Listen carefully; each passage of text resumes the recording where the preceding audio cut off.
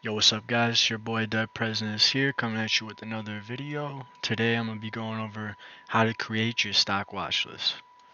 So I want to get these videos out, fast. I don't want no fluff in them. I don't want to be boring you guys to death talking. I don't want you guys falling asleep. Trying to just tell you guys what you need to know and getting it over with.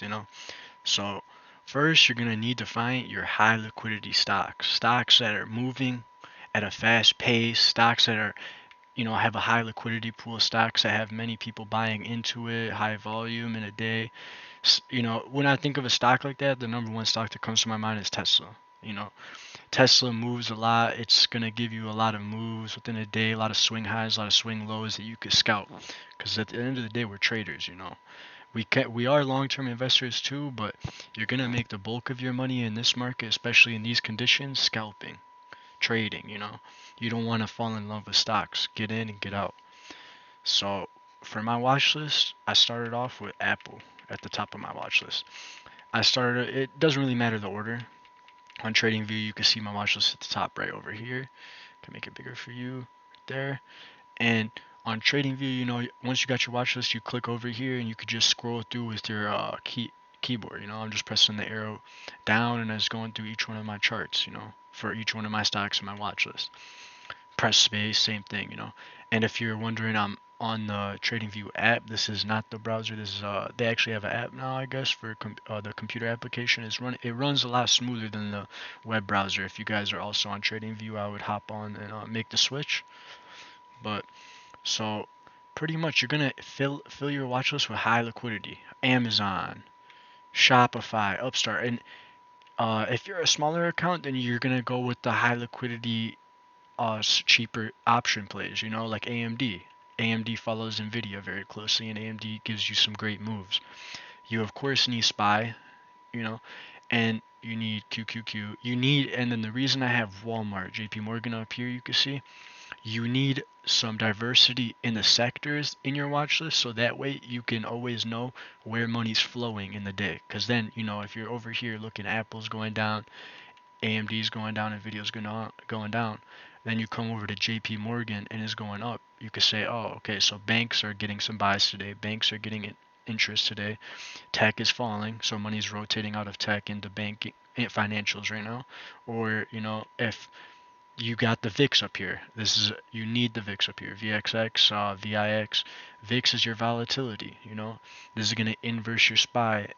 Conventionally, it's gonna inverse your SPY. Not all the time, because there's times where it goes up with SPY.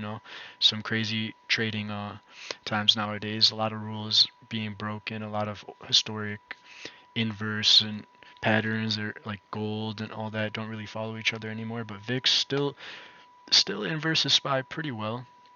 So whenever you get like a spike in VIX, you're gonna get a drop in tech most of the time, drop in growth names. You might get people uh, rotating from growth names like tech, like Nvidia. Growth meaning their sales are growing. I think it needs to be categorized 20% plus for growth, and then if their sales are under 20% growth, then that would be considered a value stock. So with your growth stocks, whenever VIX is running up, going up, then a lot of people will shy away from the growth names because your growth names are more speculation. So then they're gonna go to your value. So you want to have some value on your chart. Like MGM, Delta Airlines, Visa. Visa can be considered a growth value. It's right at the cusp of both because it does have some pretty good growth. It's just slowed. The growth has slowed down over the years, but still a pretty good stock especially for swing trading. I have Microsoft in here, QQQ, like I said. And guys, I have I chart on one screen right here, like my main chart, and then on a different screen, I have QQQ, SPY, and the 10-year set up all on my Thinkorswim chart, and I'm just viewing those at the same time that I'm viewing any trades that I'm in, so that way I can monitor whether SPY is falling, rallying, because a lot of stocks, tech is at the end of the day going to follow whatever the sector is doing. So if SPY is rallying, then most stocks within SPY are obviously going to be rallying. So you're going to need to keep SPY on your watch at all times when you're scalping, guys. SPY, QQQ, NASDAQ, Here you can see I got GM, Disney, so you got some value names, Beyond, Baba, you got Chinese. You need some diversification, like I said, so when you go through your watch list, you're not just looking at all the same charts, because Netflix, Microsoft, Roku, Facebook, Apple, at the end of the day, their charts are going to be very similar. Not exactly similar, there's going to obviously be discrepancies between Netflix and Apple. Apple is more of a solid mover, a slower mover. Netflix is more volatile, but you're still going to get the same overall pattern and trend from those tech stocks when they're all moving together. So you need stocks that don't move within the same sector so that you can always be on top of things. So when tech is falling, that you could switch over, look over here to DraftKings and maybe online, casinos and DraftKings, Penn, and all of them are going. You got Twitter, Space, Fastly, Quantum, Airbnb, Tesla, LVS, Zoom, Uber. You got to get your oil, ExxonMobil. You had to get your oil on your charts, guys. When oil is running, a lot of times the growth is not going to be running with it, guys. It's going to be hard for stocks to run with oil because high oil is going to create high inflation. High inflation drives people out of growth and into value. Ride, Rocket, Myrna, Hood, Roblox, Crowd, PayPal, Affirm, XBEV, Chegg, SE, Upstart. Got to get gold on your chart. I don't really trade gold. Gold is not the best trader. It's just more there as an indicator to see the rest of the market's weakness, because when gold is running, obviously that means inflation concerns are high.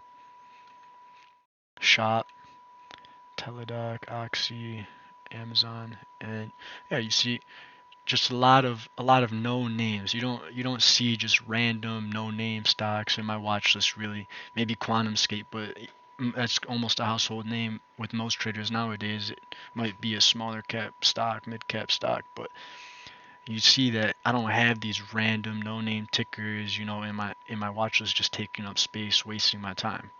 You had to trade only quality stocks. Pick 20, 30 stocks that you're watching. Everybody really watches the same stocks, but you had to watch those stocks, get used to how those stocks move.